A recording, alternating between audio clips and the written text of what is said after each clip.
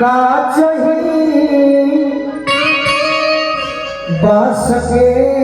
मोहनिया मोहनी लचकत जा चाहे केकरा घर से नरना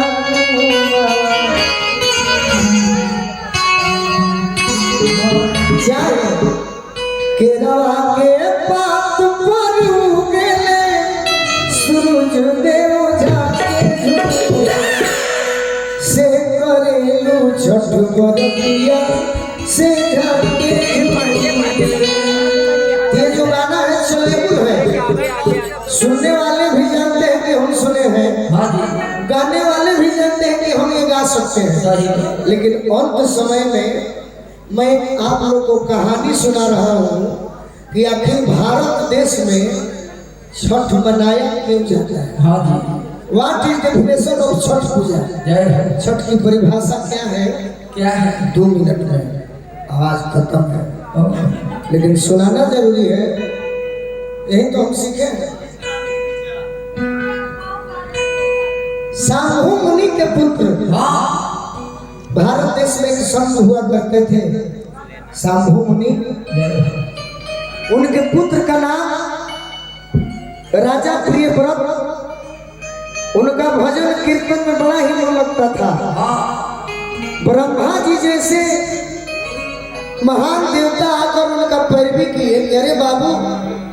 तुम्हारा उम्र जो हो गया है तुम अब शादी करो।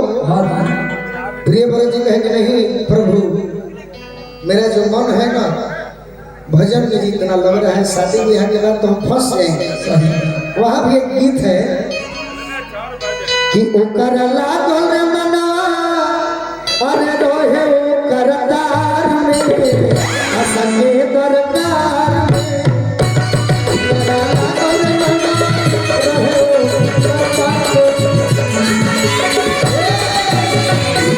कि ओकर लागल मनवा अरे रोहे करतार में आ सके दरकार में बियाह खातिर तो एक दिन कहले ब्रह्माया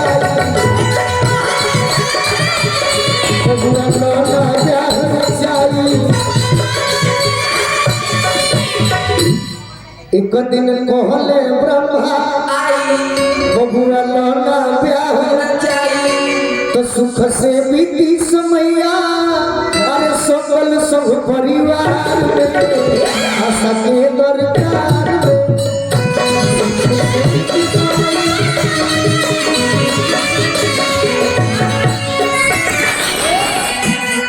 ब्रह्मा जी के बाद नाम प्रियव्रत जी शादी कैलो। शादी के बाद हर आदमी की इच्छा होला कि ब्याह होई, तो रानी की इच्छा हुई 9 महीना के बाद कि हमारा पुत्र हो जाए। तो गाँव घर कही जे कि ना भाई प्रियव्रत के पत्नी बांझी ना हुई उनके एगो लड़का बा। सही राजा पूछल करे बोली इतना जल्दी पुत्र काहे खातिर चाहे, तो रानी का कहत है का कि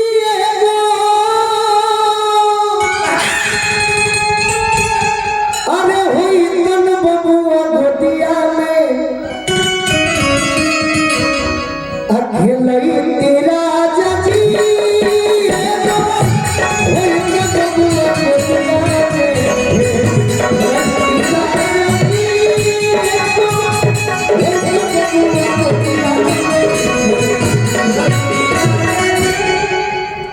बाझिन के नाम मिटैती अजियारा हम देखी के जुड़ाई। जब हमार बबुआ हो जाए तो बाझिन के नाम मिटैती अजियारा हम देखी के जुड़ाई। कि मुँह में अरे चुमा लेके मोनवा के राजा जी मुँह में चुमा लेके मोनवा के प्रभु के कृपा भई रानी के मुंह पियर भई देहिया भारी भई तो कुछ दिन बीती गई हथवा के लकड़िया हो पियर रे भई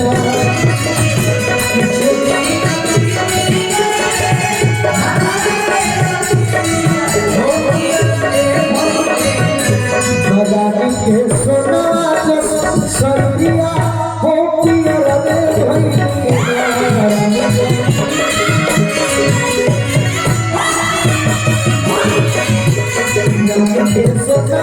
सरिया हो पियर रे भई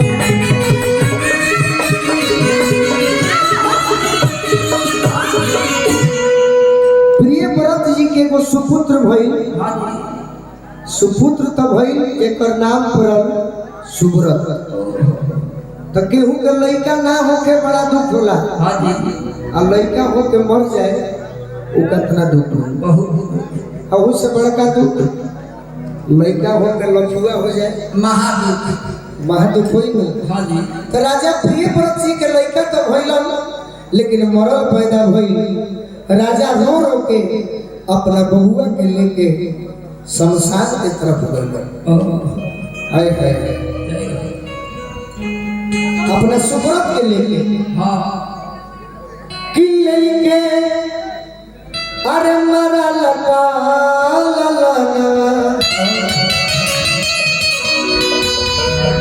लेके मरा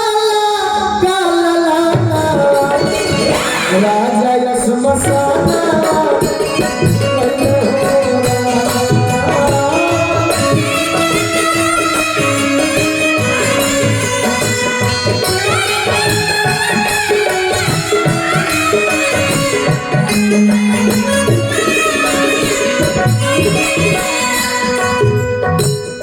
घर घर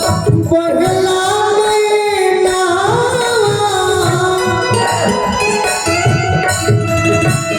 राजा जी हमारा भोले हो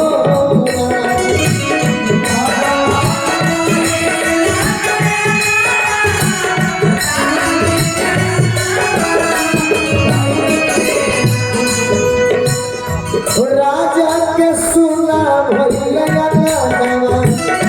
राजा के सुना भैया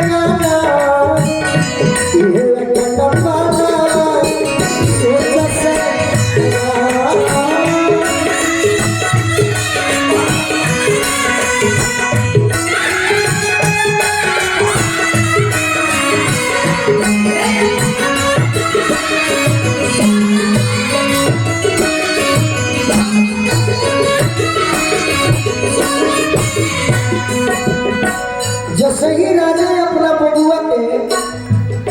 गढ़ा खोद के दफनावे के कोशिश कैलन आवाज आई कि राजा ये तुम क्या कर रहे हो राजा कहलन कि तुम कौन हो मुझे रोको मत मेरा बच्चा हुआ था मर गया मैं इसको दफनाने जा रहा तो राजा रुक जाओ तुम्हारे पुत्र को मैं जिंदा कर दूंगी 2 मिनट में तो राजा पूछा कि तुम हो कौन देव सेना कहली कि मुझे लोग खष्टी माता कहते हैं कार्तिक मास में तुम छठ का पूजा करो तुम्हारा पुत्र जी जाएगा वही राजा घरे घर जाके कहलन का छोटी रे मोटी छोटी रे मोटी मालिल रे बिटिया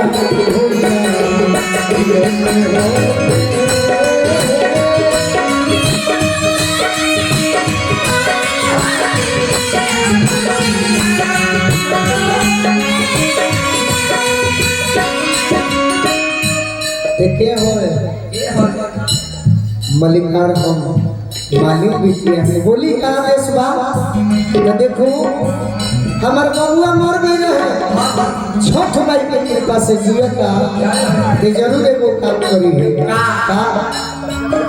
फूला वाले ओई हो बिटिया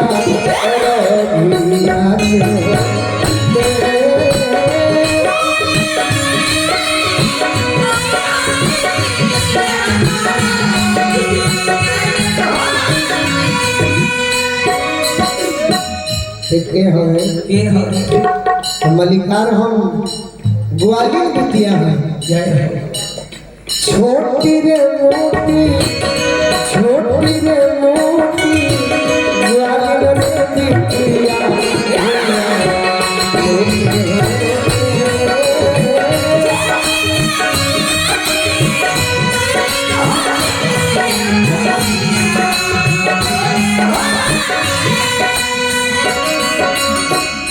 हमारे बबुआ